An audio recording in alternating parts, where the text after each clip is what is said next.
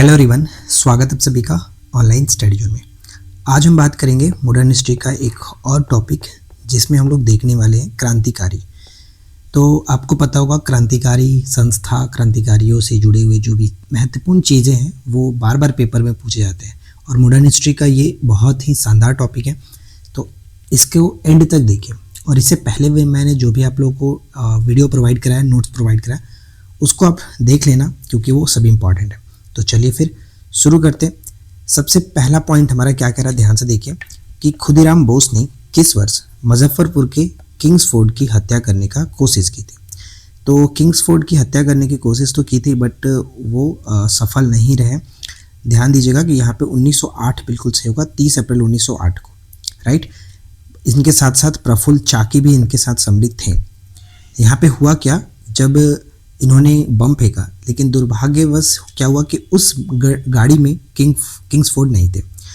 उसमें क्या हुआ था कि बैरिस्टर प्रिंगल कैनेडी की पत्नी और उनकी बेटी सवार थी जिसमें इनकी मृत्यु हो गई थी, लेकिन किंग्सफोर्ड नहीं थे तो वो बच गए थे।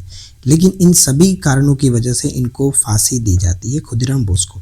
ठीक है, फांसी कब होता है? 11 अगस्त 1908 को फांसी होता है। 30 अप्रैल 1908 की ये घटना थी, 11 अगस्त को इनको फांसी दी जाती है। तो ये प्रश्न पूछा जाता है इनको फांसी कब हुआ था, ये डेट आपको याद रखना है। ठीक है, खुदीराम बोस जो थे वो किस क्रांतिकारी दल से थे? तो युगांतर क्रांतिकारी दल से संबंध रखते थे, ये चीज़ याद रखेंगे।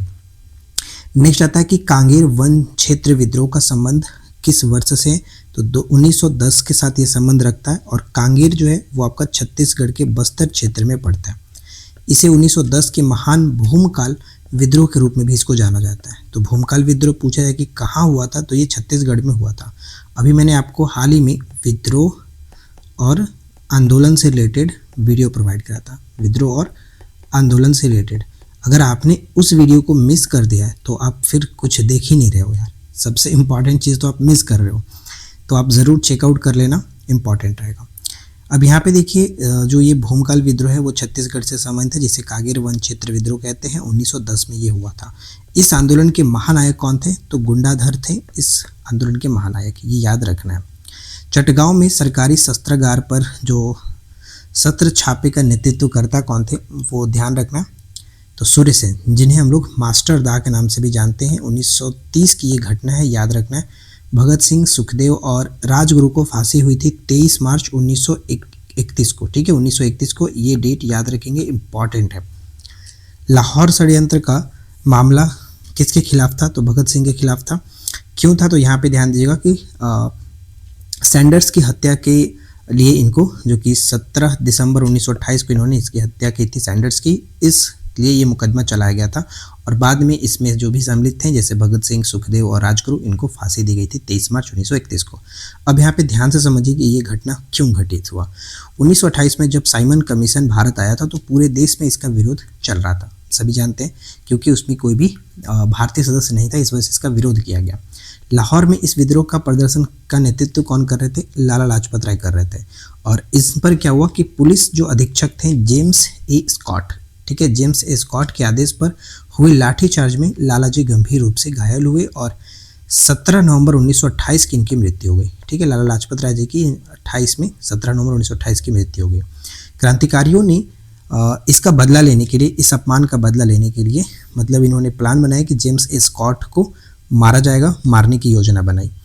तो कुल मिलाकर देखा जाए तो ये इसकी घटना थी और इन सभी के बीच में सैंडर्स की भी हत्या होती है और वो 17 दिसंबर 1928 की ये घटना है। ठीक है, चलिए आगे बढ़ते हैं। नेक्स्ट आता है कि अप्रैल 1928 में भगत सिंह के साथ किसने विधानसभा में बम फेंका था? दिल्ली की सेंट्रल असेंबली में बम फेंका गया था। बुटकेश्वर दत्त इनके साथ सम्मिलित थे। काकोरी मेल ट्रेन डकैती 9 अगस्त 1925 की घटना है और ये घटना बहुत ही ज़्यादा महत्वपूर्ण रखती है एग्जाम के पॉइंट ऑफ व्यू से। अब इसे, जो कि उत्तर प्रदेश की सरकार ने काकोरी ट्रेन एक्शन करने का नाम दिया था, हाल ही में घोषणा इन्होंने किया था। लखनऊ के ये करीब हुआ था। घटना का नेतृत्व कर रहे थे राम प्रसाद बिस्मिल। अन्य जो शामिल प्रमुख इसमें थे क्रांतिकारी लोग, ध्यान दीजिए, अशफाक उल्ला खां, चंद्रशेखर आजाद, राजेंद्र नाथ लाहिड़ी और रोशन सिंह, ये लोग इसमें मुख्य भूमिका निभा रहे थे। लेकिन सबसे जो मेन रोल था वो रामचंद्र बिस्मिल का था। सरफरोशी की तमन्ना अब हमारे दिल में है, इनका ही नारा है, ये याद रखिए। और अगर पूछ लिया जाए कि सरफरोशी की तमन्ना अब हमारे दिल में है, ये किसने लिखा है, इसको लिखा किसने था, तो बिस्मिल अजीमाबादी ने लिखा था, बिस्मिल अजीमाबादी ने। नौजवान भारत सभा की स्थापना कब की गई थी, तो भगत सिंह ने किया था 1926 में। ठीक है, भगत सिंह ने 1926 में, और इनकी एक रचना है मैं नास्तिक क्यों हूँ। ठीक है, मैं नास्तिक क्यों हूँ भगत सिंह से संबंध रखता। तो ये रहा आपका फर्स्ट पेज। चलिए बात करते हैं नेक्स्ट स्लाइड पे, सेकंड पेज देखिए क्या कह रहा है। अगला पेज है कि अभिनव भारत क्या था, तो एक क्रांतिकारी संगठन था। विनायक दामोदर सावरकर ने इस संगठन की स्थापना की थी। मित्र मेला क्रांतिकारी संगठन 1900 में स्थापित किया गया था इन्हीं के द्वारा। ठीक है, हिंदुस्तान सोशलिस्ट रिपब्लिक एसोसिएशन की स्थापना 1928 में दिल्ली में होता है। अब यहाँ पे थोड़ा सा आपको समझना है, ये कब हुआ, सितंबर 1928 में हुआ। देखिए यहाँ पे मैंने एक पॉइंट लिखा कि HRA से HSRA में परिवर्तन होता है। कैसे होता है वो हम यहाँ पे समझते हैं। जैसे कि यहाँ पे देखिए कि हिंदुस्तान रिपब्लिक एसोसिएशन की स्थापना 1924 में कानपुर में हुआ था। सचिंद्रनाथ सन्याल, राम प्रसाद बिस्मिल और जोगेश चंद्र चटर्जी इसमें कुछ लोग सम्मिलित थे। और ये घटना कब की है, 1924 में इसका जो कि गठन हुआ था, हिंदुस्तान रिपब्लिक एसोसिएशन HRA। लेकिन 1925 में जब काकोरी रेल डकैती होती है तो उसमें क्या होता है कि बहुत सारे जो क्रांतिकारी नेता थे वो गिरफ्तार कर लिए जाते हैं। अब इसके बाद ये होता है कि काकोरी कांड के बाद इसके HRA के अधिकांश नेता जेल भेज दिए जाते हैं। इसलिए इस संगठन को पुनर्गठन और पुनर्जीवित करने के लिए सितंबर 1928 में चंद्रशेखर आज़ाद, भगत सिंह, सुखदेव और राजगुरु जैसे युवा क्रांतिकारियों ने दिल्ली के फिरोज शाह जो कोटला मैदान है उसमें HSRA यानी हिंदुस्तान सोशलिस्ट रिपब्लिक एसोसिएशन की स्थापना इन्होंने करते हैं। तो ये दोनों याद रखना है कि किसका गठन कब हुआ था। सिर्फ HRA का है तो 1924 और HSRA का है तो फिर ये 1928। ठीक है, आगे बढ़ते। नेक्स्ट यहाँ पे कथन है जो कि देख पाएंगे कि बम और पिस्तौल से क्रांति नहीं होती है, क्रांति की तलवार विचारों के पत्थर पर तेज होती है। तो ये भगत सिंह का एक कथन था। ठीक है, भगत सिंह का कथन था। अनुशीलन समिति का गठन कब किया गया था, 1902 में गठन किया गया था। ये याद रखिए 1902 में पी मित्रा, जतिंद्र नाथ बनर्जी और वरिंद्र कुमार घोष के द्वारा। राइट, नेक्स्ट एक आता है कि एक क्रांतिकारी सेनानी थे जिनका नाम था कनकलता बरुआ। इनका संबंध कहाँ से, कनकलता बरुआ असम की एक किशोर स्वतंत्रता सेनानी थी। ठीक है, गदर पार्टी की बात करें तो 1913 में इसकी स्थापना होता है। अमेरिका के सैन फ्रांसिस्को में लाला हरदयाल और सोहन सिंह भकना के द्वारा होता है। ये प्रश्न बहुत बार पूछा जाता है, इसको याद रखिए। यहाँ पे देखिए ढाका अनुशीलन समिति पुलीन बिहारी दास के द्वारा किया जाता है। ढाका अनुशीलन समिति। मैडम भिकाजी कामा ने पेरिस में किस क्रांतिकारी संस्था के साथ संस्था की स्थापना में मदद किया था, तो पेरिस इंडियन सोसाइटी की स्थापना में इन्होंने मदद किया था। ठीक है, मैडम भिकाजी रुस्तम कामा। नेक्स्ट आता है कि इंडिया हाउस की स्थापना लंदन में 1905 में किया गया था, श्यामजी कृष्ण वर्मा जी के द्वारा। इंपॉर्टेंट है, राइट, लंदन में 1905 में। आज़ाद हिंद फौज INA जिसको जानते हैं, प्रारंभिक गठन 1942 में कैप्टन मोहन सिंह ने किया था, लेकिन 1943 में सुभाष चंद्र बोस ने इसका पुनर्गठन किया। तो जैसे क्वेश्चन पूछा जाए उसी का हिसाब से आपको आंसर देना। इंडियन इंडिपेंडेंस लीग 1942 में गठन हुआ टोक्यो में रास बिहारी बोस के द्वारा। ठीक है, नेक्स्ट क्या आता है, मास्टर दा के नाम से किसे जानते हैं, सूर्य सेन को। चटगांव शस्त्रागार छापी का नेतृत्व इन्होंने किया था।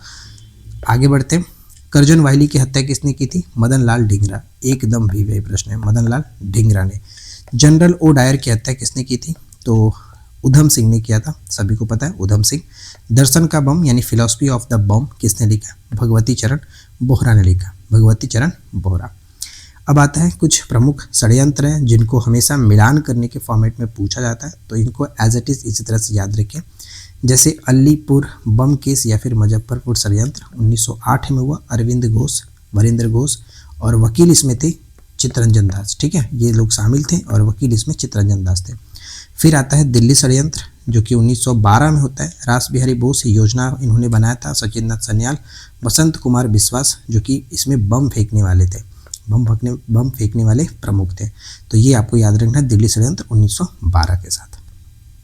फिर आता है लाहौर षड्यंत्र, असेंबली बम केस जो होता है 1929 में, 8 अप्रैल 1929 को भगत सिंह, बुटकेश्वर दत्त, जतिन दास और वकील इसमें थे आसफ अली वकील थे। ठीक है, फिर है मेरठ षड्यंत्र केस 1929 में होता है, मार्च 1929। SA डांगी मुजफ्फर अहमद, शौकत असमानी और फिलिप्स स्प्राट। ठीक है, तो ये कुछ लोग इसमें शामिल थे। इसमें बस आपको ये याद रखना है कि कौन सा षड्यंत्र कब हुआ था, क्योंकि क्वेश्चन जब आपसे पूछा जाता है कि इनको क्रम से सजा दीजिए या फिर कौन सा मिलान सही किया गया, तो ईस्वी और षड्यंत्र दिया रहेगा, इन दोनों को मिलाना है। तो अलीपुर बम केस 1908 में, दिल्ली षड्यंत्र 1912, फिर होता है लाहौर षड्यंत्र जो कि 8 अप्रैल 1929 को, और फिर होता है मेरठ षड्यंत्र मार्च 1929 में। ठीक है, तो ये थोड़ा सा आपको अच्छे से याद रखना है। ठीक है, अब देखिए यहाँ पे जतिन दास का भूख हड़ताल कब होता है? सितंबर 1929 की घटना है। सितंबर 1929 का लाहौर जेल में 23 दिन तक ये भूख हड़ताल के बाद इनकी मृत्यु हो गई थी। जतिन दास का मृत्यु भूख हड़ताल, ये थोड़ा सा याद रखना है, सितंबर 1929। तो कुल मिलाकर अगर क्रांतिकारियों के बारे में बात करें तो महत्वपूर्ण जो चीज़ें थी वो मैंने यहाँ पर नोट डाउन कर रखा है। वीडियो आप लोगों को कैसा लगा ये आप कमेंट करके बताना। और रही बात पीडीएफ की, तो मैंने आप लोगों को कल भी बताया था कि अगर आपको पीडीएफ चाहिए तो फिर आपको हमारे एप्लीकेशन पर जाना पड़ेगा। और हिस्ट्री का मैंने अलग एक जो कि बैच ही बना दिया है, जिसमें आपको सिर्फ और सिर्फ हिस्ट्री के नोट्स मिल जाएंगे। यानी हिस्ट्री के तीनों पार्ट, एंशिएंट, मिडाइवल और मॉडर्न, तीनों चीज़ों का अलग अलग मैंने बना रखा है और उसमें आपको सारी चीज़ें एक जगह मिल जाएगी। तो अगर आपको ज्वाइन करना है तो आप जाकर के वहाँ से 149 के साथ इस बैच को ज्वाइन कर सकते हैं और सारी पीडीएफ को आप डाउनलोड कर सकते हैं। तो इस वीडियो में इतना ही फ्रेंड्स, मिलते हैं नेक्स्ट वीडियो में नए टॉपिक के साथ। Thanks for watching, keep learning, have a good day.